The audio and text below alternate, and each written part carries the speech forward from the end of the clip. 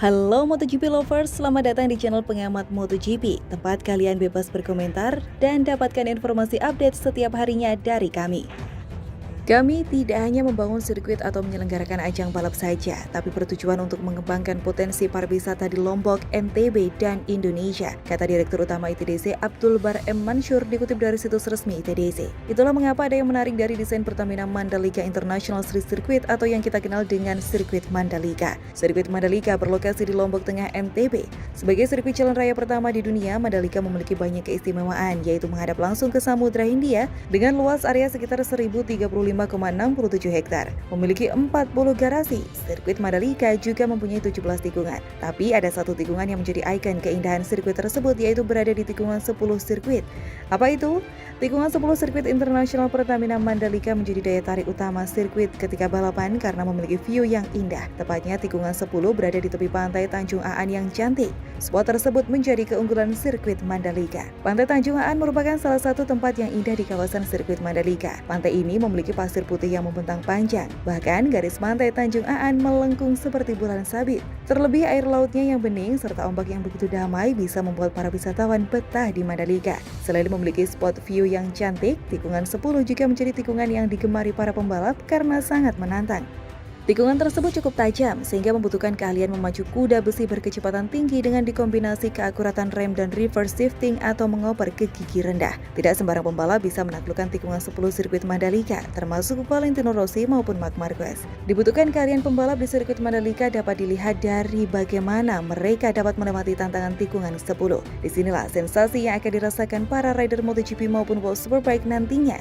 Ini yang kemudian jadi ciri khas sirkuit Mandalika, kata Happy Harinto. Perlu kita tahu bahwa sirkuit Mandalika memiliki 17 tikungan dengan 11 tikungan kanan dan 6 tikungan ke kiri. Banyaknya tikungan di sana sesuai dengan kualitas sirkuit. Sirkuit Mandalika menggunakan aspal Stone Mastic Asphalt atau SMA. Aspal tersebut merupakan aspal terbaru yang terbaik di dunia. Tidak semua sirkuit di dunia menggunakan produk aspal tersebut karena SMA baru dikeluarkan pada tahun 2015.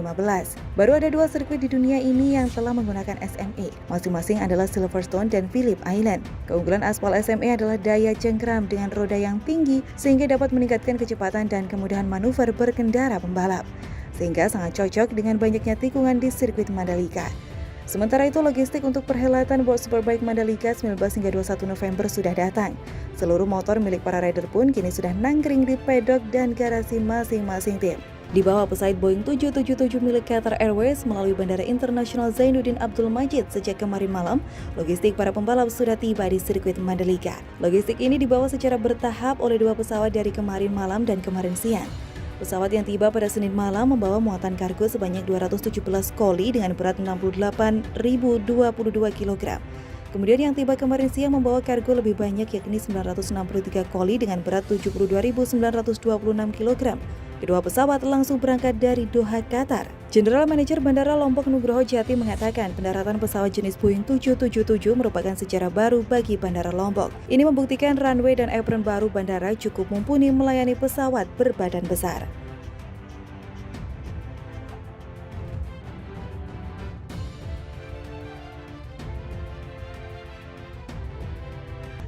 Dikutip dari Kompas, Espeleta menuturkan indahnya sirkuit Mandalika.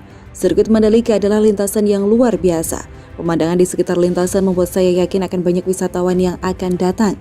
Dengan pemandangan seperti itu, saya merasa Dorna harus mengatur jadwal terbaik agar para pembalap bisa tinggal lebih lama setelah balapan, ujarnya. Sporting Direktur Dorna Sport Carlos Espeleta bahkan tidak bisa menutupi antusiasmenya dalam menyambut balapan jalan raya pertama sepanjang sejarah MotoGP tersebut. Mungkin karena hal inilah Dorna tidak sabar ingin ke Mandalika. Terlihat dari jadwal MotoGP meski seperti tahun sebelumnya, MotoGP 2022 akan dimulai di Qatar. GP Qatar dijadwalkan pada tanggal 8 Maret 2022, namun GP Indonesia sendiri akan hadir dalam seri kedua pada 20 Maret 2022. Ini merupakan pertama kalinya MotoGP akan menggelar balapan motor tingkat dunia di Indonesia. Tapi perlu diketahui ada sirkuit yang tata letaknya sama dengan sirkuit Mandalika, yakni sirkuit Phillip Island yang berada di Australia. Sebelum masuk ke informasi, Indonesia patut berbangga dengan kehadiran sirkuit Mandalika karena sebentar lagi sirkuit Mandalika yang berada di Lombok Tengah, Nusa Tenggara Barat itu akan menjadi tuan rumah ajang balapan paling terkenal di dunia, yakni MotoGP pada 2022. Saat ini kawasan Mandalika digadang menjadi Bali baru dan kawasan ekonomi khusus, membuat Mandalika banyak nilai lebihnya. Selain dapat menikmati ajang balap motor bertaraf internasional, kita juga bisa menikmati tempat wisata yang ada di sekitarnya. Mulai dari Bukit Merese, Pantai Tanjung Aan, Pantai Seger, Pantai Kuta Mandalika, Pantai Gerubuk, hingga berkunjung ke Desa Adat Sade dan Desa Adat Ende. Seperti halnya Mandalika, sirkuit yang berada di Australia, yakni Phillip Island, juga berada dekat dengan bibir pantai. Sirkuit Phillip Island terletak di Pulau Phillip, Victoria, Australia, tepatnya di 381 Back Beach Road. Sirkuit yang satu ini telah dibuka sejak 2018 dan mempunyai pemandangan yang sangat indah. Sirkuit dengan nama panjang Sirkuit Grand Prix Phillip Island ini dimiliki oleh Eileen Fox dan menjadi sirkuit menantang bagi para pembalap yang handal maupun yang kurang mahir. Jam kunjung yang biasa disukai adalah jam-jam sekitar pukul 4 sore karena hamparan pemandangan laut terlihat keren dan mempesona.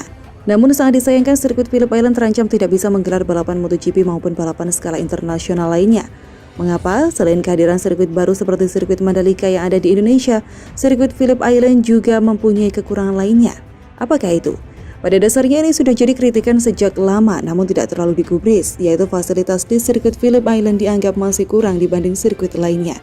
Phillip Island punya pit lane dan kompleks pedok yang cukup kecil, area parkir yang masih di padang rumput, dan akses ke pedok melewati jalan terbatas di atas tanah. Sirkuit ini punya kontrak panjang dengan Dorna Sport. Pada 2016 lalu, Phillip Island dan Dorna Sport menyepakati kontrak berdurasi 10 tahun hingga 2026. Namun kini lisensi sirkuit Grade A dari FIM akan habis di akhir tahun ini. Jika tidak bisa memperbaiki fasilitas dan gagal mendapat perpanjangan lisensi Grade A FIM, Phillip Island tidak bisa menggelar MotoGP. Selain faktor kehadiran sirkuit baru dan fasilitas kurang, larangan masuk ke Australia juga akan mempersulit homologasi sirkuit ini. Tentu, pengelola sirkuit harus segera bekerja keras mengupgrade fasilitas sirkuit. Namun Phillip Island masuk dalam jadwal sementara MotoGP 2022 pada tanggal 16 Oktober mendatang. Sirkuit Mandalika akan menggelar balapan pada 13 hingga 15 November 2021 dengan gelaran Idemitsu ASEAN Talent Cup. Sepekan kemudian bakal digelar ajang lebih bergengsi World Superbike yang berlangsung 19 hingga 21 November. Para pembalap itu akan menggeber lintasan sepanjang 4,310 km yang memiliki 17 tikungan terbaik di dunia. PT PP Persero Tbk, BUMN Konstruksi dan Investasi memastikan aspal lintasan sirkuit Mandalika memiliki kualitas terbaik sesuai standar mutu FIM. Dilansir dari CPNN, Komisaris Independen menuturkan dengan kualitas aspal yang digunakan, lintasan sirkuit Mandalika dapat digunakan dengan kecepatan puncak hingga 310 km per jam, kata Nur Rohmat. Kondisi demikian disampaikan saat dirinya bersama jajaran komisaris dan direksi perseroan melakukan kunjungan kerja ke sirkuit Mandalika. PT PP menggunakan campuran aspal khusus yang digunakan untuk sirkuit balap, yaitu Stone Mastic Aspal atau SMA. Keunggulan aspal SMA salah satunya adalah daya cengkram dengan roda yang tinggi sehingga dapat meningkatkan kecepatan dan kemudahan manuver berkendara untuk pembalap. Perseroan juga dipercaya melakukan pekerjaan tambahan, antara lain Race Control Building, Observation Deck, Medical Center, Helipad, Gantry, dan Pondasi Pit Building. Berkat kualitas yang dihasilkan dalam pembangunannya, proyek sirkuit Mandalika ini memperoleh 3 rekor penghargaan dari MURI, yaitu pengaspalan menggunakan teknologi BIM dengan volume terbanyak, pembangunan sirkuit pertama standar FIM, dan pembangunan lintasan sirkuit tercepat. Lintasan sirkuit yang dibangun ini merupakan sirkuit MotoGP pertama di Indonesia yang memiliki hasil pengaspalan termulus berkat teknologi yang digunakan dalam pembangunannya. Proyek pembangunan sirkuit Mandalika ini dikerjakan sejak bulan Juli 2020 hingga Agustus 2021 dan menjadi pembangunan lintasan sirkuit yang tercepat. Namun perlu diketahui bahwa sirkuit Mandalika berkonsep sirkuit jalan raya dan ini juga menjadi satu kelebihan sirkuit Mandalika. Karena hal ini, sirkuit Mandalika disebut bisa difungsikan juga sebagai jalan raya umum untuk masyarakat sekitar. Pasalnya konstruksi dari sirkuit disesuaikan untuk bisa mewujudkan hal tersebut. Beberapa bagian dari sirkuit Mandalika bisa dibongkar pasang saat sebelum dan sesudah balapan internasional digelar. Meskipun hal tersebut dinilai menjadi satu kelebihan dari sirkuit Mandalika, ternyata banyak juga pihak yang tak setuju venue balap tersebut dijadikan sebagai jalan raya umum. Setidaknya ini dibuktikan oleh komentar-komentar netizen yang muncul di Instagram MGPA tersebut. Ada beberapa netizen yang mengatakan bahwa sirkuit Mandalika akan cepat rusak jika dipakai oleh masyarakat Indonesia, seperti ditulis akun @sopian.zayid. Please jangan jadi street sirkuit, mau inner atau outer, orang Indo belum disiplin. Hancur sudah kalau untuk umum, nanti di pilot run-off-nya percayalah, ujar akun netizen yang lainnya. Namun perlu diketahui bahwa sirkuit Mandalika tidak semuanya difungsikan sebagai jalan-jalan umum, tapi hanya inner dan outer service road saja, bukan jalan utamanya. Indonesia sudah punya sirkuit dengan lisensi internasional dari segi aspal dan yang lainnya. Jadi sebagai warga negara yang baik, harus dijaga betul sirkuit yang akan menjadi salah satu ikon negara Indonesia ini.